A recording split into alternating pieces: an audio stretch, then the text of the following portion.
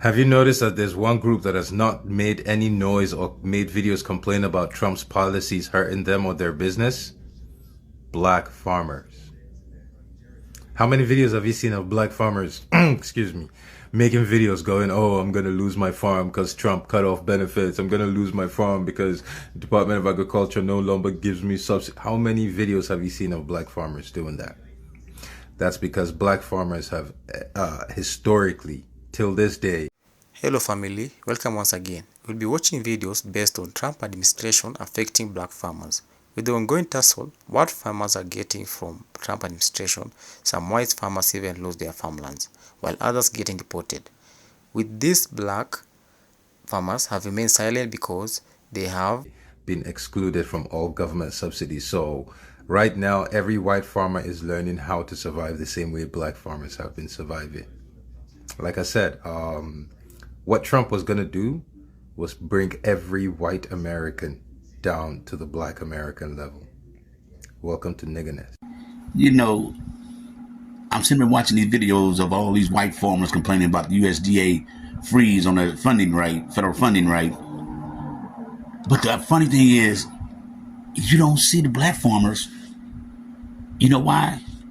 You see, black farmers rarely are afforded those federal fundings, so they have to get it the best way they can so they know how to survive without those fundings. White farmers don't know how, but black farmers, history has shown, they know how to maintain.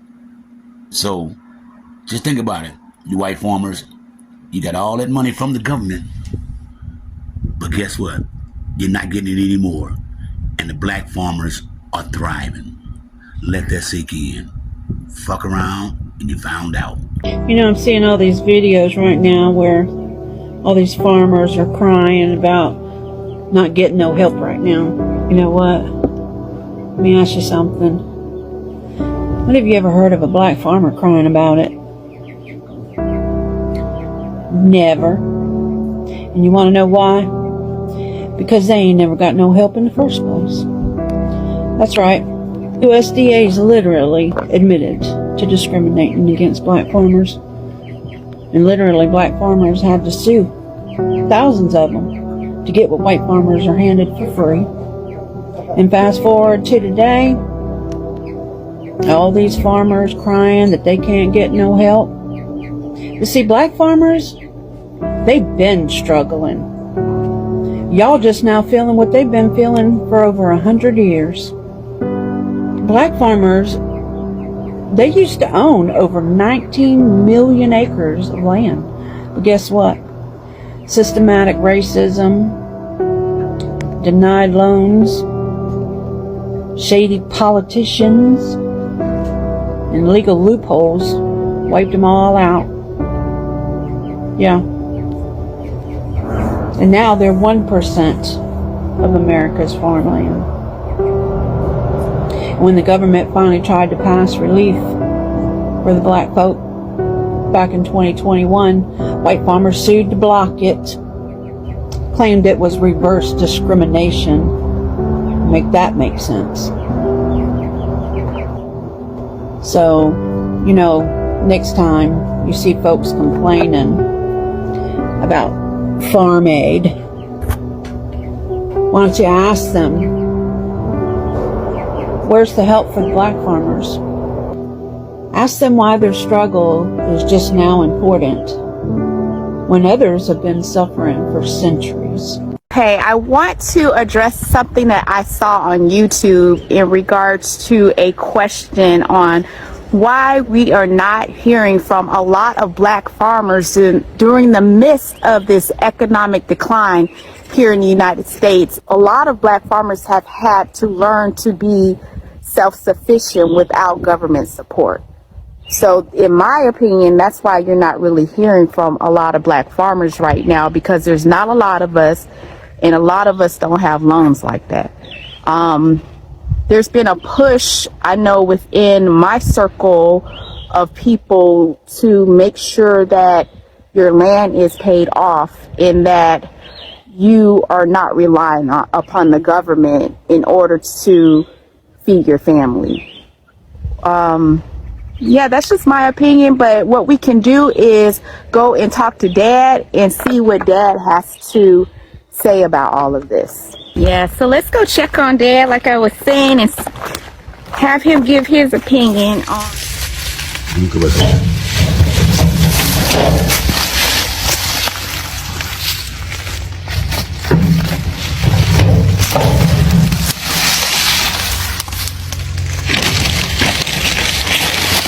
So just to finish our conversation about why you don't see a lot of black farmers online complaining about what's going on with the USDA and farm benefits and how they're getting ready to lose their farm. Like I said, a lot of it is systematic, and a lot of us first of all, the decrease in farmers have been happening since 1990. Like, it's real bad. I think it's only 1% of farmers that's black right now that's registered with the USDA, and they're black. There's only 1% compared to where it used to be, I think 13%. So it's dropped substantially, like ridiculously low. A lot of black farmers have lost their land through eminent domain, through systematic issues, and so there's number one, there's not a lot of black farmers, and number two is when it's time to give out benefits or to help people to further their farm, black farmers are often overlooked. They don't allow black farmers to get this. It's just a fact. There's been a history of discrimination, so they're not able to get loans and other benefits that come from the USDA to continue in business, and so that's another issue. And so you don't see a lot of black farmers relying on the USDA like that, so they're not going to be online complaining like you have other farmers that's out in Nebraska and other parts of the United States who are white farmers. You're not going to see black farmers talking like that because, number one, most of them are living debt free. They're not involved in the programs from the USDA, and there's not a lot of us here in the United States. So a thing that I wanted to kind of like bring up, what my dad has always taught me, and he has said it recently out there where we were putting the pine needles around the iris, the bearded iris. Dad always has told me, and because of my accounting background and because Dad has spoken this into my ear so often, he always talks about keeping the man out of your pocket. Mm-hmm. And when he says that, I think a lot of people think, oh, he's talking about the white man, keep the white man out your pocket. It's more than just, I guess, that. It's more of a systematic, like, keep the government, keep the corporations, keep the system from putting you in a position of debt where you are not able to maneuver during times of decline. And I think that's what you mean, right, Dad? Yeah. Okay. Back in my days, we had farmers that really couldn't read and write, but they had vast acres of land, like the Majors, the Pace, Molly Polymaze. Yeah, and you can name all of them, you know. We had so many, we're in the Goose community, you know, in the Homestead community, and the Perrine community. We had, but their thing was to keep the man out of their pocket. And if a person that can't read and write knew how to keep the man out of the pocket, what do you think about it? Yeah, think about an educated person, you know?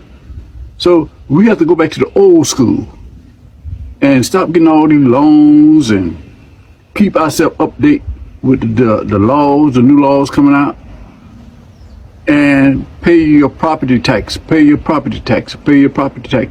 And another thing, set up your property with a trust fund. That way it bypasses probate. Yeah. And do these Keep things. Keep the system out of your business. Like yeah. And then if you have a farm, get the family together on a monthly basis and talk about business, you know? Just have it done. Hey, every third Sunday, every fourth Sunday, we'll come to the house and have a sit down and we talk about business and finance, you know? We got to start doing that, you know? Because if we don't do it, ain't nobody else gonna help us, you know? So minimize your the man in your pocket, pay off your. Know the difference between things that appreciate and things that don't appreciate. That appreciate, right? Yeah. And make sure you understand the difference. And try to pay off your house. Try to pay off your land. Don't have a car note. Even the type of cars that we buy, they're salvage units. We never buy no new car right off the lot. No new cars, no. Salvage units are the best. Yeah. I had my salvage unit for years, and it only cost me $5,000. My son has a salvage unit. Everybody has a salvage unit, so we don't buy new cars because we know that as soon as you drive them off the lot, they depreciate. So we do a lot to minimize overhead, and I think that's what's going on. Why you don't see a lot of particularly like black farmers online complaining about what's happening in this economy, because you're not going to hear them talk about getting ready to lose their land. And for the equipment, back in the days, black farmers knew how to network. You know what I mean by network? If they had a tractor, they let another black farmer use that tractor, you know? It's still going on today. You know what I'm saying? So you have to go back to that. When we went to visit Loretta and Mr. Sam in Augusta? Yeah, in Augusta, they have a network their network was really good, awesome, with younger farmers and also neighboring farmers all helping each other, and they're all black, and so they're relying on each other for support and growth. Yeah. So yeah, tractors are involved in that, and you know, when one person don't have something, the other person does. So there's a community of support. I remember when my daughter first bought this property, and people was talking about negativity, and they didn't see the beauty of it. Now they see the beauty of it, and they're upset like hell. You know what I'm saying? So, you know, whatever you decide to do, you pray about it, you know, and listen to yourself, and you go forward, you know? There's the people back in the 50s, the 40s, the 30s, the 20s could do what they did. We could do even better if we stop this mess around, you know what I'm saying? Concentrate on what we was put here to do. Right. And we'll be able to go to the next level. And stay away from them loans. Yeah. Because if you have loan on your land, and then loan on your house, and then loan on your equipment, I think you're guaranteed to fail. Yeah, that money, in this system. Yeah, that money sounds good, you know what I'm saying, when you get it. But when you get ready to pay it back, it's a headache. Yeah. We have to protect our black farmers, and more of us need to become farmers, as prices of food will continue to rise. We already have food deserts and food insecurities to contend with in our black community, so it's time to stay focused and get involved. Black farmers have played a critical role in the agricultural development of the United States, contributing significantly to the economy, culture, and the agricultural industry. George Washington Carver, a renowned agricultural scientist and inventor, is credited with creating several innovations in farming tools and practices. While he did not invent the plow itself, Carver's work in improving agricultural practices helped to optimize the use of plows for crop rotation and soil conservation. John Lee Love invented the portable pencil sharpener, but he also developed the mechanical cotton picker, which greatly improved cotton harvesting efficiency. His invention helped replace the labor-intensive process of picking cotton by hand and changed the agricultural industry. Then, in 1887, Joseph E. Lee patented a device that made planting crops easier. A seed sower allowed farmers to plant seeds evenly and efficiently, saving time and labor during planting seasons. This innovation helped increase productivity in farming. John Standard. Then you got John Standard, another black inventor, improved upon the design of the lawnmower in 1899. His patent included a mechanism for the mower's lubrication system, making it more efficient and effective in cutting grass. This innovation contributed to farming as well as landscaping practices. Then we have Henry Blair. Henry Blair was one of the first black Americans to receive a U.S. patent, which he received in 1834. His innovative potato planter, the device was designed to plant seeds more efficiently, significantly improving potato farming by increasing planting seed and accuracy. Henry Blair also patented a corn planter in 1936, which allowed farmers to plant corn more efficiently and in uniform uniform rows. This invention reduced labor and time spent planting crops, contributing to the improved agricultural productivity. Joseph G.P. Johnson invented an improved hay rake in the 19th century. The device was designed to make the collection of hay more efficient, reducing labor and time involved in gathering hay after it had been cut. Richard Allen, another black inventor, developed an irrigation system that was designed to conserve water and help farmers manage water resources more efficiently. This system is especially important in regions where water scarcity is an issue. Though not strictly an agricultural invention, Lewis Latimer, another black inventor, developed improvements to the design of the home heating furnace that also had applications in farming for creating more efficient systems for heating greenhouses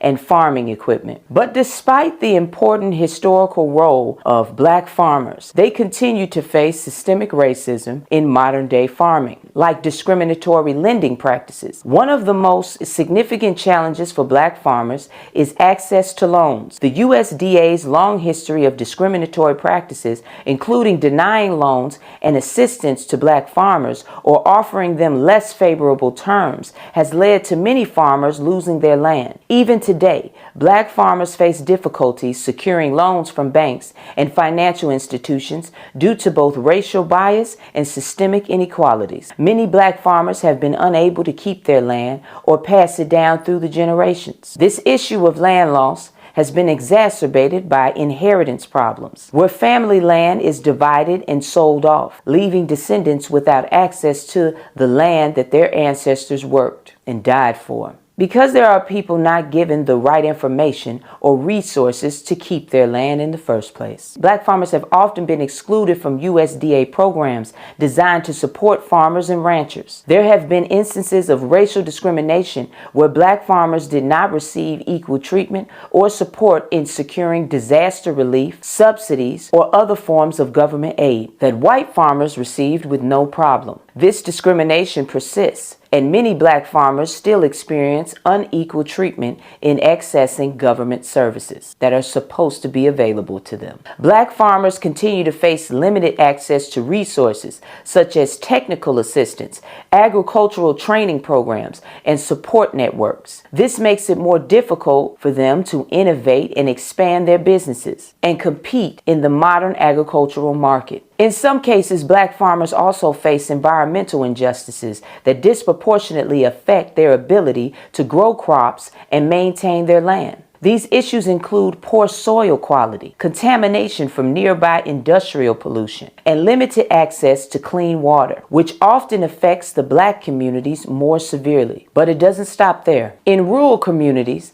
black farmers have reported instances of harassment by neighbors, particularly when opposing large-scale agriculture operations like factory farms. Black farmers have engaged in legal actions to combat discriminatory practices within agriculture policies. Despite long-standing advocacy, compensation for past racial discrimination against black farmers has been limited. The USDA announced a $2 billion relief program for black and minority farmers, aiming to address historical wrongs. However, leaders like John Boyd Jr., president of the National Black Farmers Association, criticized the payments as insufficient, stating, "It's like putting a bandage on somebody that needs open heart surgery." Boyd continues to pursue further legal action for more comprehensive debt relief to pay back all the wrongs done to black farmers. The number of self-identified black farmers in the U.S. has declined over the last century, in part due to overt discrimination by the USDA. While recent reports suggest a rise of over 45,000 black farmers, experts question the accuracy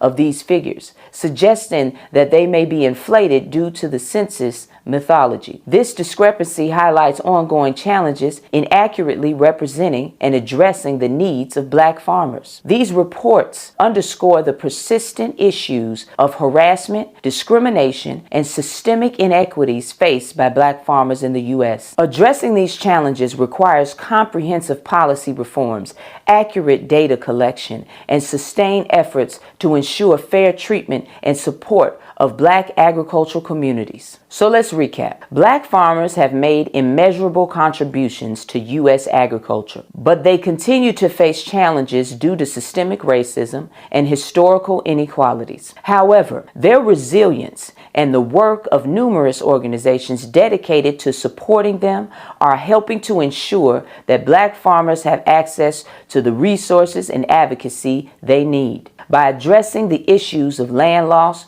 discriminatory lending, and unequal access to government programs. But more of us need to get in the fight to not only protect our black farmers, but also to make sure that their produce is where we spend our black dollars for meat, fresh fruit, and vegetables. Circulating our black dollars is crucial to our black liberation. There's nothing we can't accomplish together, and they know it. Now, we need all of our people to know it and act accordingly.